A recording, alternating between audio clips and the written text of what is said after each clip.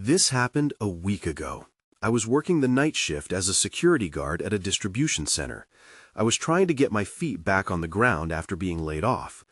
The job was mostly quiet, and I liked it that way. I set up a little station near the front and focused on my personal projects. I can't stop thinking about what happened next. On my third night, around 2 a.m., I heard a low thumping sound coming from the back. At first, I thought it was just the building moving, but my heart was racing. I wasn't sure what to do. I grabbed my flashlight and went to check it out. Each step felt heavy, and a chill ran up my spine. When I reached the back, the noise stopped. I walked around, shining my light on empty shelves and stacks of boxes. There was nothing there. I felt a rush of relief, but still couldn't shake the unease. I tried to forget it. The next nights were different. The thumping started again, and I began to hear whispers. They seemed like a conversation happening just out of reach. I focused hard, trying to catch something, but the words slipped away. It left me feeling jumpy. I didn't know if I was imagining things. I began seeing shadows, too. They flitted around the aisles. I would turn my head quickly, but nothing was there. It felt like I was in one of those horror movies. I hated that feeling. I wanted to find answers, but all I could find were my racing thoughts. Then things escalated. I noticed doors that should have been closed were suddenly open. They led to areas I wasn't supposed to go. I thought maybe I was just tired, but something felt off. Each time my flashlight flickered into a new corner, I could feel a heavy weight pressing down on me. I started to believe I wasn't alone. I could have just been imagining things. Maybe it was fatigue. But one night, I stood in silence, straining to listen. That's when I heard a whisper call my name. Tom. My heart dropped. I froze. I swung my flashlight around, searching the room, but there was nothing. I was alone, or at least that's what I told myself. Then I caught a glimpse of a shadow darting between the shelves. I thought of calling for help, but froze again. Should I do that? Was it my mind playing tricks, or was something really there? I didn't know. As I stepped back, I felt something was wrong. The building felt alive, almost as if it held secrets older than I could understand. I haven't been able to sleep since that night. What if something followed me out? My break was scheduled for around 3 a.m. I needed the respite after the last few sleepless nights. I put my feet up on the table and closed my eyes, hoping for a moment of peace. But that didn't last long. As soon as I drifted off, I was jolted awake by an echoing crash from the storage area. My heart raced again. I grabbed my flashlight and stepped out of the small break room. The silence of the distribution center swallowed my footsteps as I approached the back again. The shadows stretched longer in the flickering light. I turned into one aisle. Empty. I turned into another. Empty. I hesitated at the entrance of the last section before forcing myself to push on. That's when I saw it. The door to the freezer area stood wide open, and I was sure I had closed it earlier that night. I could feel my stomach churn. I didn't even want to think about what might be lurking inside. I waited a moment and listened.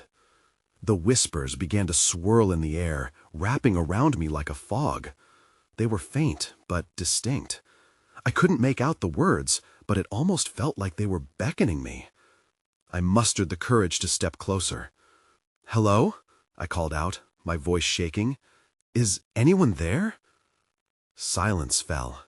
My heart pounded in my chest. I took a step back, about to turn away, when out of the corner of my eye, I saw it again, a dark figure slipping into the shadows. I swung my flashlight around in a panic. "Show yourself!" I shouted, desperate for some sort of response. With every passing second, the air felt heavier. It was as if the building wanted me to back down. But I couldn't. This was my job. I needed to find out what was happening. Then I heard it. A clinking sound, like metal scraping against the floor. It came from the freezer area. My instincts screamed at me to run, but the curiosity kept me rooted where I stood. Holding my flashlight out in front of me, I stepped into the dimness of the freezer. The cold hit me immediately, sending chills down my spine. Shelves lined with boxes of frozen goods filled my view, but there was no one in sight. Even as my body urged me to flee, I forced myself to shine the light deeper into the room. Then I caught the gleam of something shiny on the ground. I knelt down to get a better look. It was a small, antique key covered in dust. It wasn't just any key. It looked ancient, like it belonged to a different time. My breath caught in my throat as I imagined what it might unlock. A hidden door? An old storage room? Or something worse? I could barely think straight. I picked it up cautiously, and that's when I heard the whispers again, now closer. "Tom!" I dropped the key as if it burned my hand, but the damage was done. The whispers were now shouting. Panic surged through me.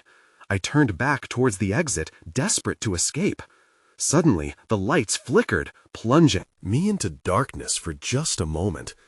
In that brief void, something cold brushed against my neck. I felt it breathe. My heart raced. Then, everything went dark. When the lights flicked back on, I was still standing in the freezer, but everything felt different. The chill seeped deeper into my bones, and my skin crawled. The air was thick, like it was pregnant with something unseen. I turned slowly, scanning the room for whatever had brushed against me. My flashlight flickered erratically, mirroring my racing thoughts. "Get out," I whispered to myself. I took a tentative step back toward the exit, but my foot slipped. I stumbled, nearly losing my balance, and that's when I noticed it. The floor was slick with something. I knelt down, wiping the surface with my hand. The cold, viscous substance glistened in the beam of my light. I wanted to pull away, but I had to know. I pressed my fingers against it. Blood? My heart dropped. The fear shot through me like a jolt of electricity. I knew I had to leave. Just as I pushed myself upright, the whispers returned, echoing my name with a fierce urgency. "Tom!" It wasn't just a summons, it felt like a warning. An overwhelming sense of dread washed over me. I turned on my heel and ran, the icy air biting at my skin. Panic surged as I sprinted toward the door, but with every form of escape, darkness followed. The shadows in the corners seemed to stretch, growing arms that reached for me. The figures danced just out of reach, taunting me, but I couldn't look back. I burst through the exit, the freezer door slamming shut behind me with an unnatural thud. I leaned against the wall, trying to catch my breath, my heart pounding hard in my chest. But the silence was unsettling. The odd stillness made my skin prickle. Even the hum of the refrigeration units seemed muted, swallowed by the growing tension in the air. "Was it just my mind?" I muttered, trying to rationalize what had happened. I lifted the flashlight again, shining it down the aisle, half expecting the dark figure to reappear. But the only thing that greeted me was the silence of the distribution center. Yet, I couldn't shake the feeling that I wasn't alone. My chest tightened. I needed to get out, now. I turned toward the exit, but as I did, a deep growl rumbled from the shadows. My breath hitched. It echoed, reverberating through the entire room. A figure emerged, just a silhouette at first, but it began to take shape as it stepped into the light. It was tall and gaunt, with eyes that glowed like embers. I took a step back, fear clutching at my throat. "Who are you?" I croaked. The figure tilted its head, a wicked smile stretching across its face. "The key, Tom. You shouldn't have touched it," it hissed. A bolt of terror shot through me. Just as I turned to run, the lights flickered again, plunging me into darkness. The last thing I heard was the chilling laughter echoing around me, a sound that would haunt my nightmares. I felt the cold grip of fear as I stumbled back, desperately trying to find my footing in that suffocating darkness. The laughter lingered, twisting into the shadows around me, teasing me with its eerie familiarity. I wanted to call out, to scream, but my voice was trapped in my throat. Then, without warning, the lights flickered back on. My heart raced at the sudden brightness. The room was empty, but the remnants of the terror still clung to me. "You're imagining things, Tom," I muttered, trying to convince myself. But deep down, I knew better. I fumbled with the flashlight, its beam sweeping across the floor, the walls. Everything looked normal, too normal. I clenched the flashlight like a lifeline and shook my head to clear my thoughts. There was no time to waste. I had to get out. As I walked down the empty aisle, I passed the shelves stacked high with boxes. In that strange stillness, I could almost hear my breath echoing against the steel. Just then, something caught my eye. A dark mark smeared across one of the boxes. I leaned closer, my pulse quickening as I recognized the shape. It looked like a handprint, but bigger, and the texture was wrong, almost too slick. A shiver ran down my spine. I wiped my hands on my pants, trying to brush off the unease. Glancing over my shoulder, I felt the weight of unseen eyes watching me. No, I couldn't think like that. I had to focus. I had to keep moving. Suddenly, there was a loud crash from somewhere deeper inside the distribution center. I jumped, my skin prickling. The sound reverberated through my bones, signaling that whatever was lurking in the shadows wasn't just playing games. It was hunting. Pushing forward, I grabbed the nearest door handle. It was locked.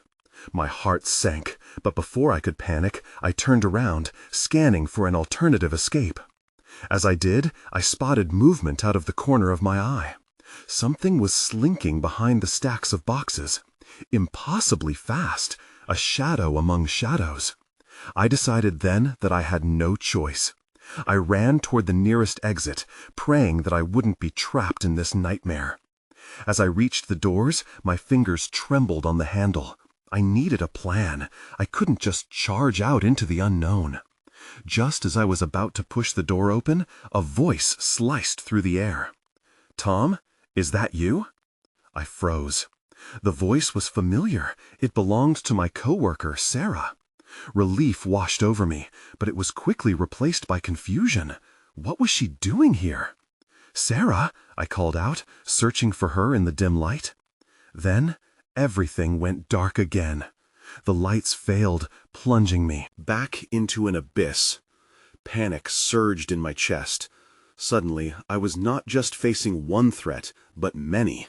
Someone, or something, was after me, and now I had to find her before it was too late. My heart pounded in the darkness, each beat sounding like a war drum. I breathed in, forcing myself to stay calm. "Sarah?" I called again, my voice echoing in the void. Silence. Just the sound of my own breathing, quick and shallow. I swung the flashlight around, desperate for any sign of movement. I willed the lights to return, but nothing happened. Imaginary shadows flickered at the edge of my vision, taunting me. I couldn't lose Sarah. She was my only link to reality in this madness. Then, a faint sound reached me. A soft whimper, almost like a plea. It was coming from deeper inside the distribution center. I hesitated, every instinct screaming at me to run. But I couldn't leave her. "I'm coming!" I shouted, my voice cracking as I stepped further into the pitch-black corridor. Every footfall felt like a solemn promise I wasn't sure I could keep. I gripped the flashlight tightly, its beam casting long, thin tendrils of light that barely staved off the darkness. As I approached the source of the sound, I stumbled over something on the ground, a crumpled piece of cardboard. I knelt to inspect it, finding a series of strange symbols drawn in dark ink, almost shimmering in the flashlight's weak glow. I frowned. It looked like some sort of ritual, but a chill settled over me as unease bubbled up anew. The shadows around me felt alive. Had Sarah left this behind? Was she trying to tell me something? A sudden crash echoed again, but this time much closer, like something heavy had toppled over. My heart raced as I jumped to my feet and switched off the flashlight, plunging myself into darkness. I held my breath, listening. Tom? It was Sarah's voice again, weak and disoriented. I had to find her. I turned in the direction I'd heard the sound, feeling for walls and boxes to guide me. "Sarah, where are you?" I whispered, trying to keep the tremor out of my voice. "I'm here. Help me." Her voice sounded more panicked now, and my stomach twisted. I moved faster, fumbling in the darkness, until I crashed into something solid. Panic surged. I had no idea what was around me. I crouched to steady myself, hoping to get a grip on reality. That's when I heard it, a low growl, deep and guttural, resonating through the air like thunder. It was a sound that oozed menace, something otherworldly. I stilled, terror flooding my veins. With shaking hands, I fumbled for my flashlight, instinctively flicking it back on. The beam cut through the darkness, revealing a twisted figure standing just a few feet away. My breath caught in my throat. It was a grotesque shape, its eyes glowing with a fierce hunger. But all I could think about was Sarah. As I turned to shout for her, the growl deepened, and the creature lunged forward. I had only seconds to react. I needed to make a choice: face the creature or risk losing what little hope I had left. And just as I was about to bolt, I felt something grab my ankle from behind. I twisted, realizing with horror that it was Sarah. "Tom, help! It won't let me go!" I stared at her, paralyzed. The choice was clear now, but the dread roared in my ears. I snatched my foot free and held out my hand, ready to pull her to safety. But as I reached for her, the growling intensified, echoing off the metal shelves like a bad omen. Whatever was hunting us, it was closing in fast. "Hold on!" I shouted, my voice barely breaking through the chaos. I needed to act quickly. Just then, the lights flickered back on, revealing the creature fully. My breath hitched in terror as I glimpsed its twisted features. That's when I realized I was never alone in this place. The creature was unlike anything I'd ever seen. Its skin was mottled and slick, stretching over a skeletal frame that seemed far too large for its size.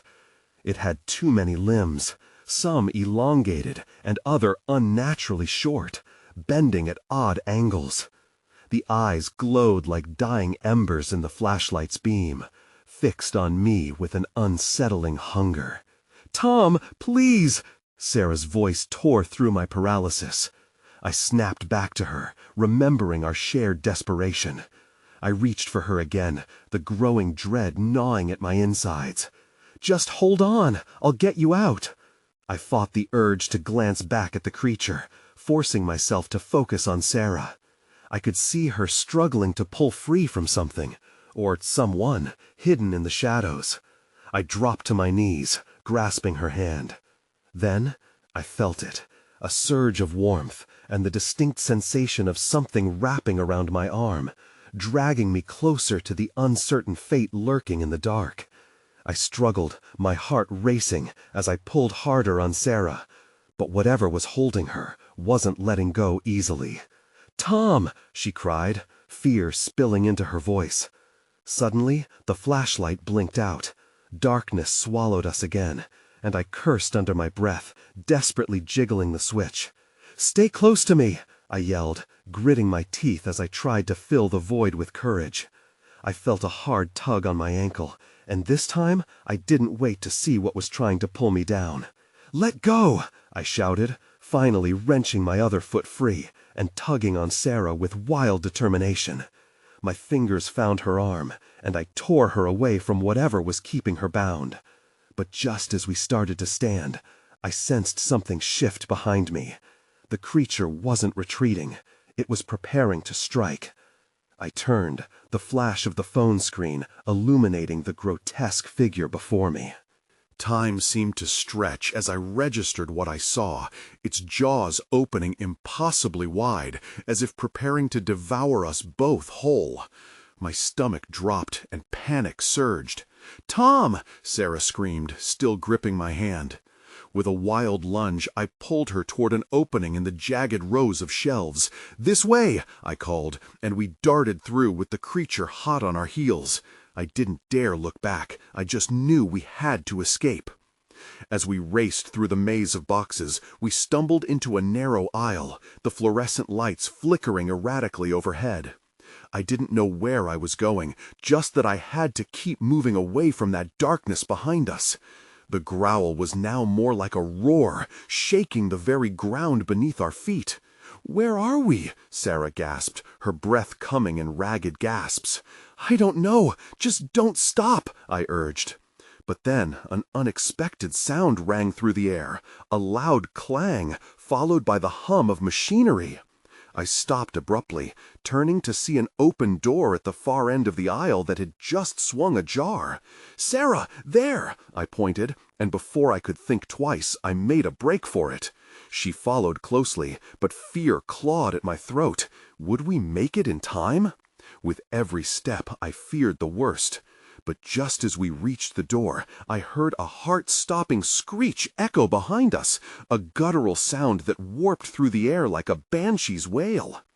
I turned one last time, a hollow dread pooling in my chest. That's when I saw it. The creature had stopped, its glowing eyes locked onto us, almost as if it was willing us to step back into its dreaded embrace. In that moment, I realized we were not just escaping a nightmare. We were being offered a choice. But what awaited us beyond that door could be just as terrifying. "Tom, hurry!" Sarah cried out, her voice breaking. With the growl still reverberating like thunder, I burst through the door, hoping we weren't exchanging one dark fate for another. Chapter 2. The Door Beyond. The moment I crossed the threshold, I felt a strange rush of cold air.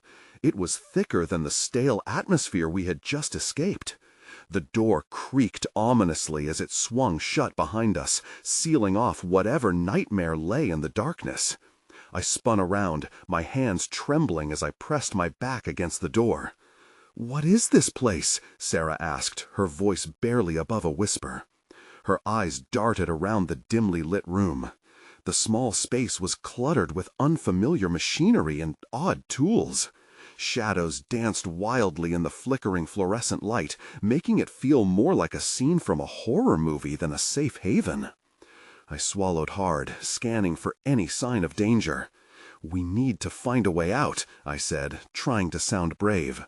I moved deeper into the room with Sarah closely trailing behind. My heart raced, and the echo of that creature's growl lingered in my ears. Suddenly, a loud clang echoed from behind a wall of stacked boxes. I jumped, my pulse quickening. "What was that?" I asked, my voice shaky. "I don't know, but we can't stay here," Sarah insisted. Driven by adrenaline, I pushed past some old pipes and crates, searching for an exit. Instead, I stumbled across a dusty window. It had a rusty metal frame, but I could barely see anything outside through the grime. I rubbed the glass with my sleeve, attempting to peer out. All I could make out was the dim glow of streetlights far away. And movement? I squinted harder.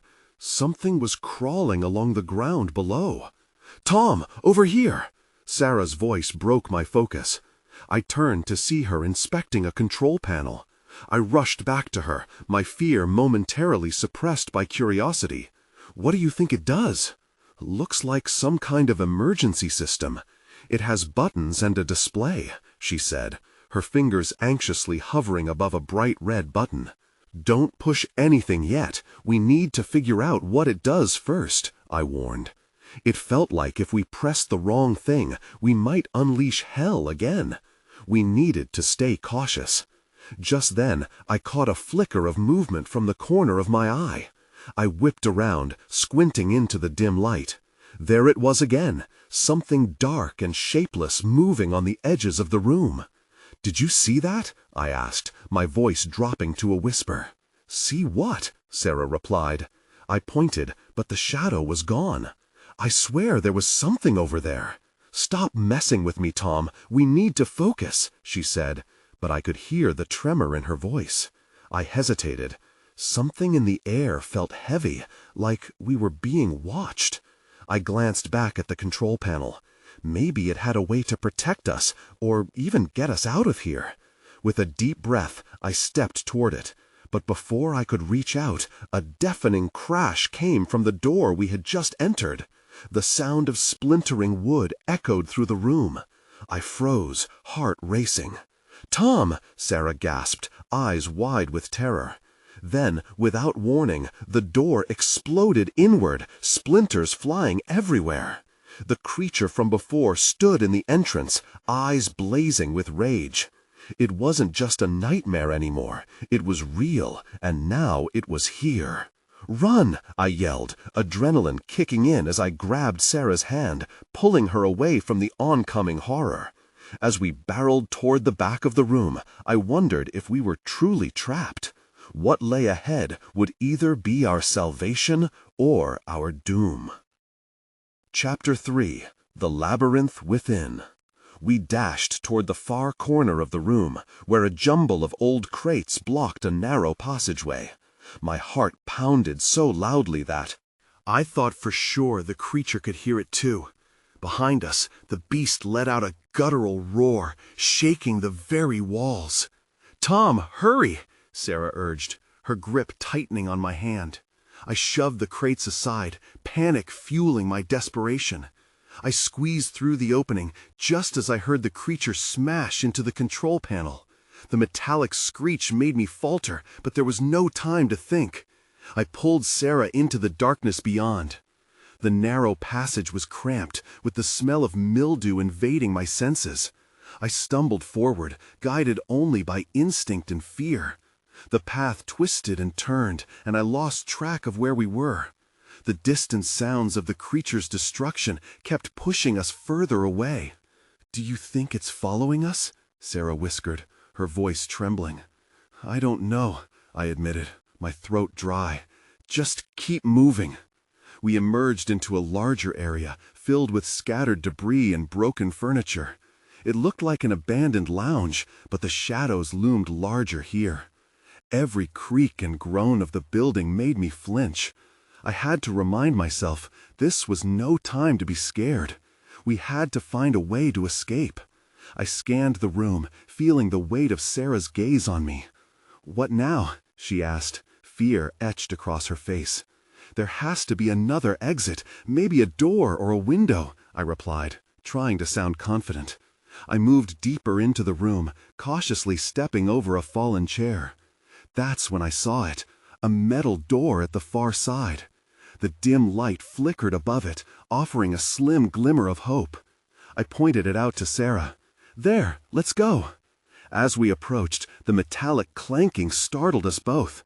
I turned to see a heavy steel door swinging open, revealing another corridor filled with dark shadows. My gut twisted. Should we? Before Sarah could respond, a low growl echoed from deeper within the corridor. "Maybe it leads us out," she suggested, her voice trailing off. "Or it could lead us straight to the creature," I said, heart sinking. "Then what do we do?" she asked, panic rising again. Just then, from around the corner, a faint light flickered into view. I narrowed my eyes, trying to make sense of it. A glimmer of hope, or a trap set by our pursuer? "That light," I started, but I couldn't finish my thought. The growl echoed again, louder, closer. "Tom!" Sarah shouted, her voice breaking through my fear. I made my choice. We head for the light. It's better than staying here. We rushed toward the door, but as we neared it, a swift shadow darted past us, blocking our way. I stumbled back, bumping into Sarah. "What was that?" she gasped, wide-eyed. "I don't know, but we can't let it stop us," I yelled, my resolve hardening. We needed to push through whatever lay ahead. In that moment, I realized that no matter the danger, we had to confront our fears, even if it meant stepping into the unknown. The dark corridor loomed larger, and we took our first steps forward, ready to face whatever awaited us. But just as we were about to cross the threshold, everything went black. Chapter 4. Into the Unknown. I felt disoriented, as if I had stepped into a void. The darkness was thick, swirling around us like a cloud. My ears buzzed, and for a moment I couldn't tell if I had lost track of time or reality itself. "Tom?" Sarah's voice, my anchor, echoed faintly. "Are you there?" "Yeah, I'm here," I replied, my throat tight. I fumbled in the dark, seeking something solid to hold on to. Slowly, the outlines of our surroundings began to sharpen. "I can't see anything," she admitted. Panic laced her words. "Let's move forward. We can't stay here," I urged, my heart racing again. I reached for Sarah's hand, my fingers brushing against hers. She felt reassuringly solid against the backdrop of uncertainty. We pressed on, stepping carefully. Each sound we made seemed amplified, echoing loudly in the confined space. The shadows hugged us closely, and every creak of the old structure made me jump. After what felt like an eternity, a dim light finally broke through the darkness ahead. I felt a rush of adrenaline. "That way," I pointed toward the glow. As we moved closer, the light revealed a stairwell. The steps were warped and uneven, but it was an exit of sorts. The flickering overhead bulb drew us in. "Tom, what if that's where the creature is?" Sarah whispered, her voice trembling again. "We have to take the chance," I insisted. "Staying in the dark could be worse." As we approached the stairs, I scanned the area for any signs of danger. The air felt heavy, laden with the kind of tension that prickled my skin. I could practically feel the creature lurking, waiting to pounce. "Let's not waste any more time," I said, clenching Sarah's hand tighter. "We go up, now." We ascended the stairs, each step echoing through the stairwell. Halfway up, a loud crash resonated from below, sending chills down my spine. I hesitated, glancing down. "What was that?" Sarah asked, frozen in place. "I don't know, but we can't look back," I replied, forcing more courage into my voice. We hurried up the remaining stairs, the urgency in our steps heightened. At the top, we found a door. My heart raced. I pushed it open, revealing a narrow hallway bathed in a pale glow. This place felt different. It was cleaner, almost familiar. But in the back of my mind, something nagged at me. As we crept forward, I noticed a series of framed photographs lining the walls. They were of people I had never seen before, but they all shared the same uneasy expression. Something was off about them, as if they were caught in moments of fear.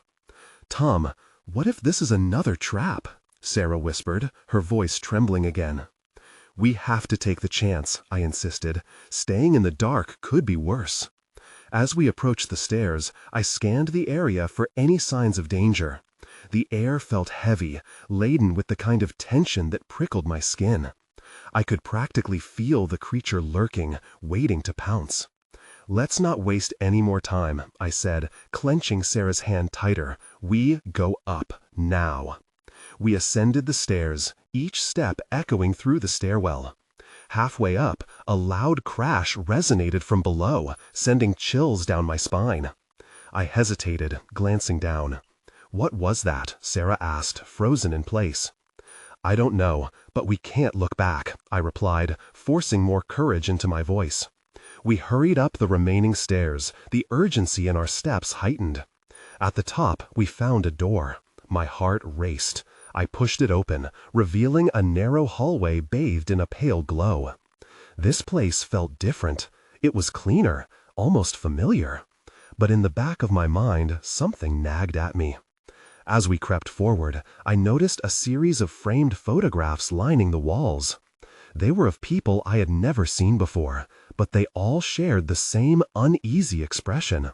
Something was off about them, as if they were caught in moments of fear. "Tom, what if this is another trap?" Sarah asked. Eyeing the images warily. "I don't know," I shrugged. "Let's keep moving. We'll figure it out." As we walked down the hallway, the air grew colder. A chill prickled my arms, making me shiver. It felt like we were being watched. That's when I heard it. The low growl again, closer this time. A deep sense of dread knotted in my stomach. The creature had found us. "Run!" I shouted, and we took off, our footsteps pounding against the floor as we raced down the hallway, the sound of our pursuer closing in.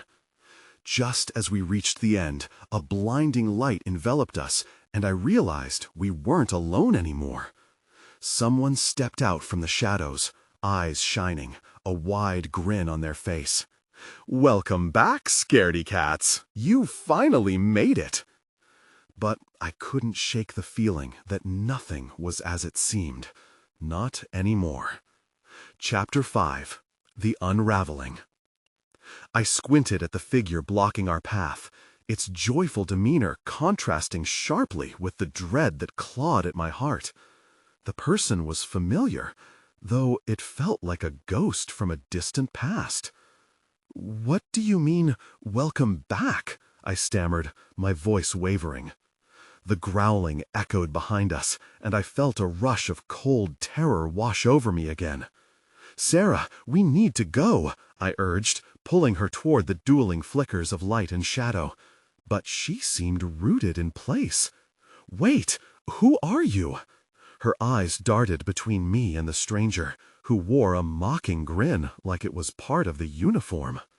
"Come on, Tom," the figure said, its tone dripping with feigned sweetness. "You don't remember me?